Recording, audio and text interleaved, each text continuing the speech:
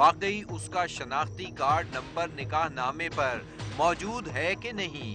मगर निकाहनामे पर सिर्फ उसका ही नहीं, रेहाना का शनाख्ती नंबर भी मौजूद नहीं था।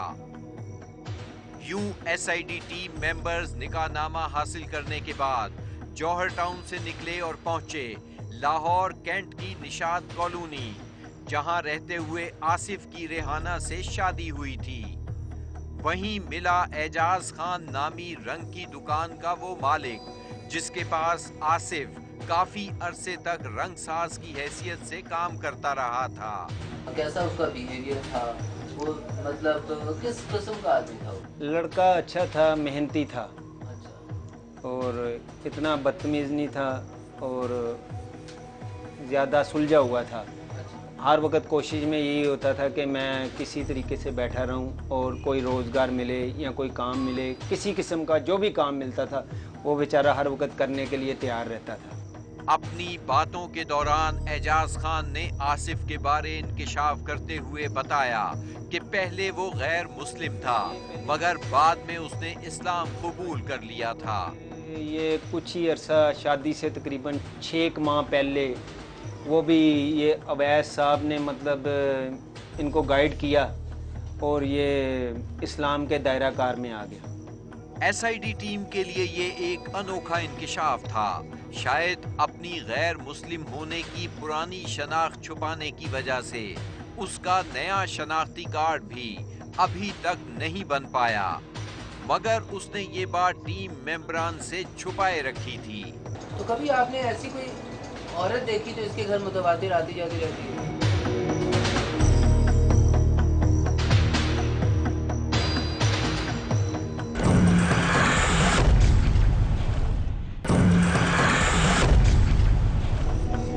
तो कभी आपने ऐसी कोई औरत देखी जो इसके घर मुतवातिर आती जाती रहती है?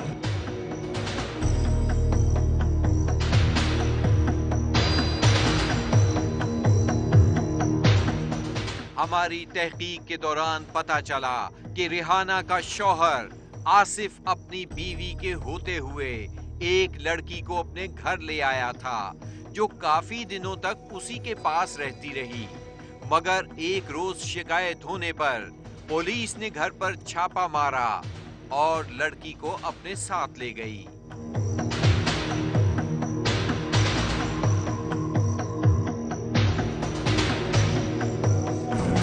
फारूक साहब, जो आपका दामाद है जी उसने आपकी बेटी की मौजूदगी में एक और औरत भी अपने घर में रखी हुई थी। जी हाँ, रखी हुई, पता लगा था हमें। हाँ जी, रखी हुई थी, बिल्कुल रखी थी। कौन थी वो औरत?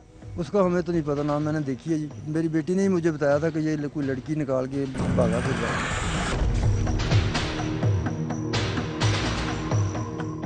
आसिफ का बीवी के होते हुए घर में किसी दूसरी खातून को रखना रेहाना के लिए अबू बकर से ताल्लुकात बढ़ाने का सबब बना।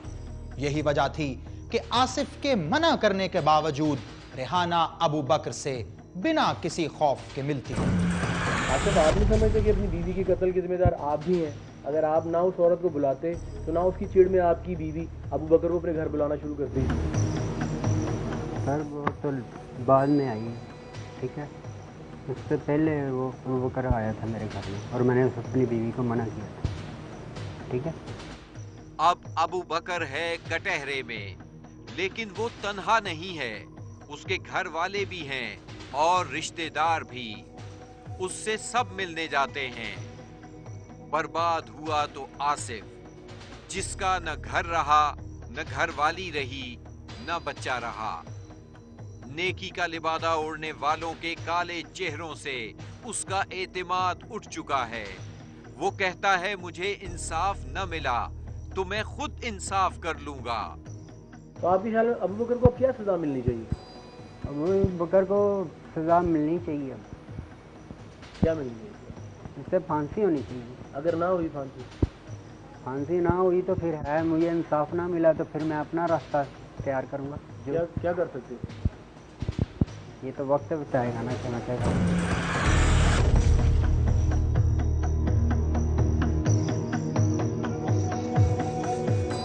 एसआईडी टीम ने इस केस के नफ्सियाती पहलुओं का जायजा लेने के लिए माहिर नफ्सियात प्रोफेसर डॉक्टर साद मलिक को अपने ऑफिस में मदऊ किया।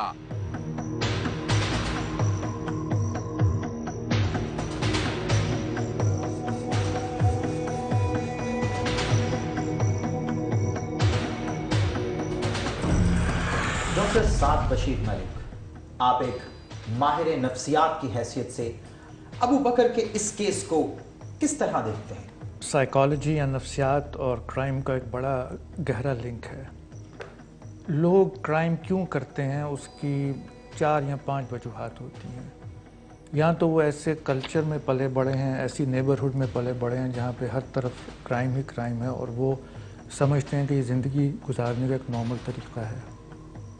दूसरी वजह होती है कि जब किसी के साथ ज़्यादती हो, कोई विक्टिम बना हो फिज़िकल अब्यूज़ का, सेक्सुअल अब्यूज़ का, इमोशनल अब्यूज़ का, तो फिर वो एज अ रिएक्शन क्राइम में इन्वॉल्व हो जाता है। तीसरी वजह होती है क्राइम करने की, जब आप किसी नीड के तहत करते हैं। मसलन एक एडिक्ट है तो वो अपने नशे की नीड को पूरी करने के लिए क्राइम करता है। और फिर एक क्राइम होता है जो पैशन में, जोश में इंसान करता है। और आखिरी वजह होती है ऐसे लोगों की जिनके कैरेक्टर में या पर्सनालिटी में डिफेक्ट होता है और वो क्राइम इस वजह से करते हैं, जिनको हम साइकोपैथ्स कहते हैं। डॉक्टर साहब, आप क्या समझते हैं कि अबू बकर ने ये इंतहाई कदम क्यों उठाए होंगे? उसके पीछे उसकी ज़हनी कैफियत होगी या फिर कुछ और? लेट्स से इस केस में जो अपब्रिंगिंग थी बच्चे की, जिस माहौल में वो पला बड़ा था, वो सेटिस्फैक्ट्री था। लेट्स अस्यूम कि वो एडिक्ट भी नहीं था, उसकी कोई नीड भी नहीं थी। हम ये भी अस्यूम कर सकते हैं कि शायद उसके साथ बचपन में या बड़े होते हुए कोई फिज़िकल अब्यूज़ या इमोशनल अब्यूज़ भी नहीं हो। और जिस तरह वो एक प्लान तरीके से ये क्राइम किया गया, प्रोबेबली वो एक पैशन क्राइम भी नहीं है। अब रह जाता है साइकोपैथ्स वाली कैटेगरी। ये लोग वो होते हैं जो बहुत चार्मिंग होते हैं, बड़ी जल्दी ख़वातीन को, अगर मर्द हैं तो बड़ी जल्दी अपनी बातों में, अपने गुफ्तगू में माइल कर लेते हैं। डॉक्टर साहब, बहैसियत एक माहिर नफ्सियात, आप अबू बकर के इस केस को मिसाल बनाते हुए आम लोगों को क्या एडवाइस करेंगे कि वो अपने आप को किन मुहर्रिकात और हालात से बचाएं ताकि वो अबू बकर जैसी इस ज़हनियत तक ना पहुँचें?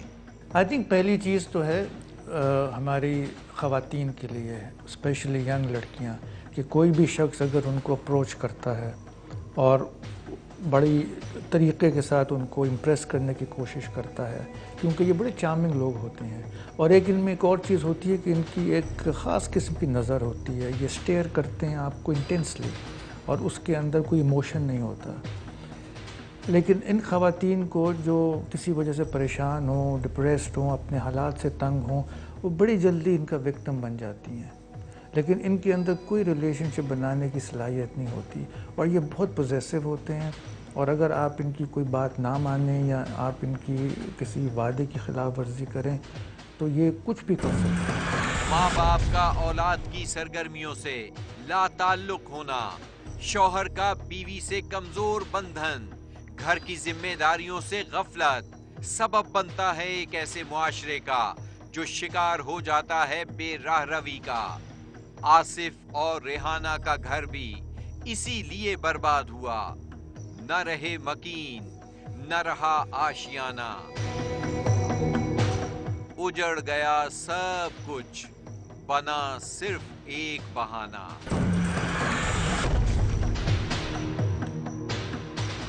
रेहाना कत्ल केस तो हल हो गया, मुजरिम भी पकड़ा गया, मगर यह केस औरत और मर्द के ताल्लुकात पर कई सवाल या निशान छोड़ गया। अपने घरेलू मामलात दूसरों को हरगिज मत बताएं। अगर आप भी शिकार हैं किसी जुर्म के और चाहते हैं कि तफ्तीश करे SID, तो हमें बताइए, हमें ईमेल करें। हमारा एड्रेस है sid@sama.tv।